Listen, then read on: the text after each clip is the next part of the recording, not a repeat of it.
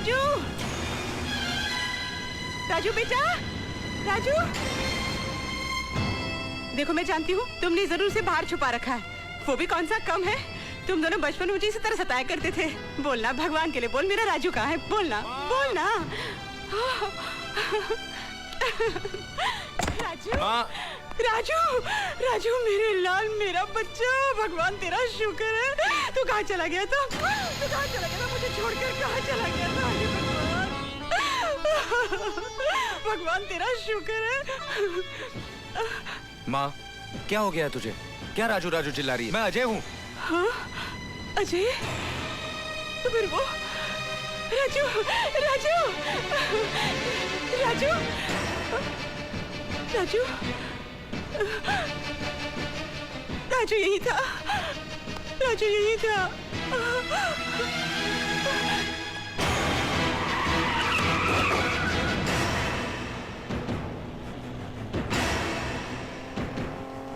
राजू, राजू मेरे बच्चे रुक। मत आवाज देना। कहाँ चला गया? राजू ये मानने को तैयार ही नहीं कि मैं उसका भाई हूँ और तू उसकी माँ। ये तो क्या कह रहा है अजय? राजू इस देश का दुश्मन है।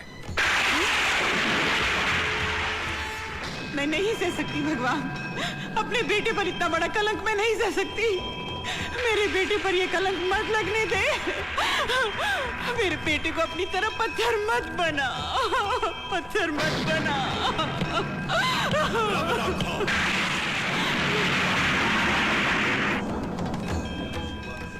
ये ईश्वर, ये अल्लाह,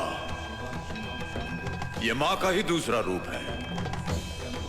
ये तूफान इस बात का सबूत है कि उसका सिंहासन डोल रहा है, उसकी ममता जाग रही है। क्योंकि जब उसकी ममता जागती है तो दुनिया वालों को अमृत पिलाकर सारा जहर खुद पी जाता है। भटके हुओं को राह दिखाने के लिए ईसा बनकर सूली पर चढ़ जाता है।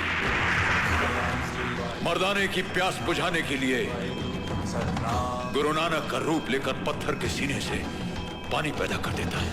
मूसा के लिए बहते दरिया को चीरकर रास्ता बना देता है। रब रखा अपने बिछड़े हुए बच्चों को मिलाने के लिए।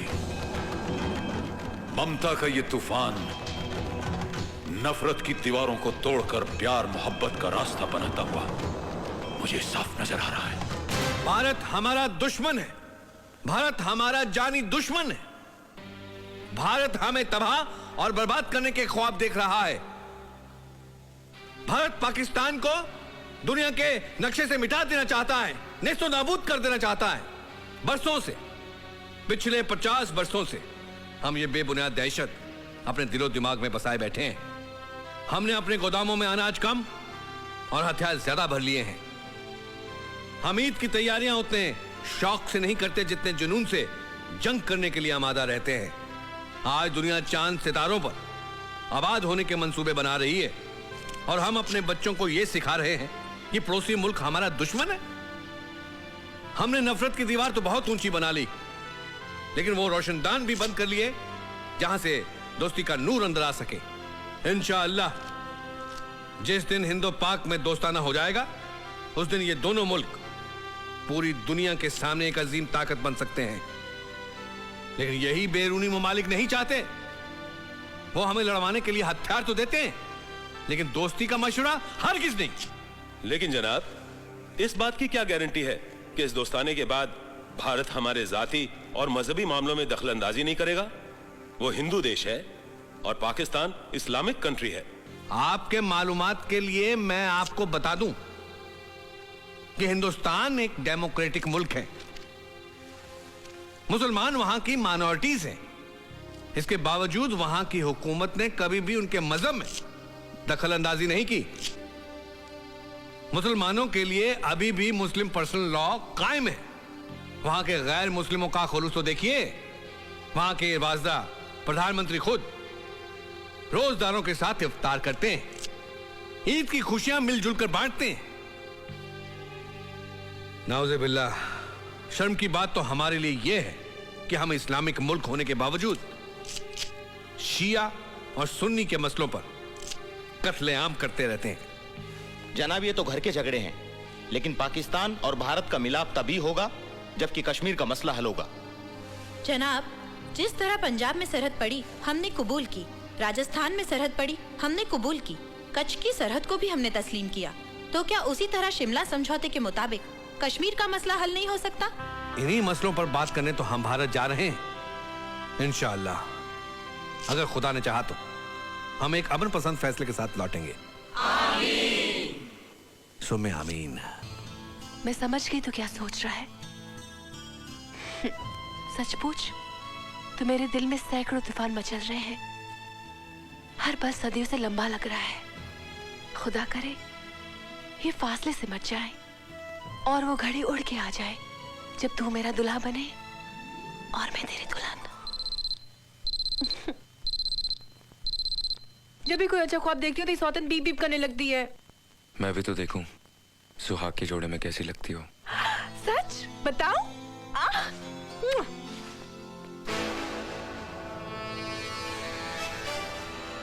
तुम समझ गए ना तौहीद? तौहीद OPN 1613M का मतलब अच्छी तरह जानता है। अब तक मेरे हाथों हिंदुस्तानी अफसरों का कत्ल हुआ, लेकिन अब हिंदुस्तान की सरजमी पर पाकिस्तानी वजीर आजम को मारने का सहरा भी मेरे सर पर।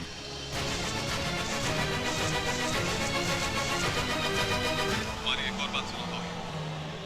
Hello hello Tauheed, hello. तुम पाकिस्तानी प्राइम मिनिस्टर का खून हिंदुस्तान में करना चाहते हो ताकि इसका इल्जाम हिंदुस्तानियों पर लगे? कैसी बेसिर पैर की बातें कर रही हो? मैं तौहीद हूं, तुम्हारा आशिक।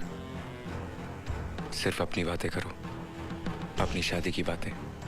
मैं अपनी शादी के बारे में बात करूं, चाहे मेरा होने वाला शौहर इस मुल्क की सुहागनों को विधवा बना दे। मैं अपने घर के बारे में सोचूं, चाहे मेरा होने वाला शौहर यहाँ के मकानों को कब्र में बदल दे। मैं सुहाग की चुनरी को अपनी आंखों में लपेट लूं ताकि लाशों की ढेर नजर ना आए, इन चूड़ियों की इतना खनखन ना हो कि यतीम बच्चों की चीखें सुनाई न दे।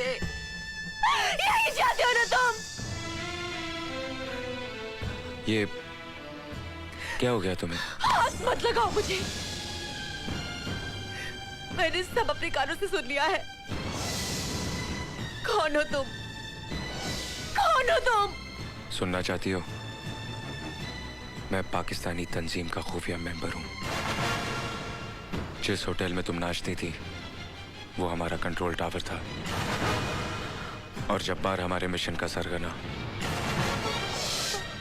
रोशनारा, तू मेरा मकसद पूरा करने में मेरा साथ दे, मैं जिंदगी भर तेरा साथ दूंगा।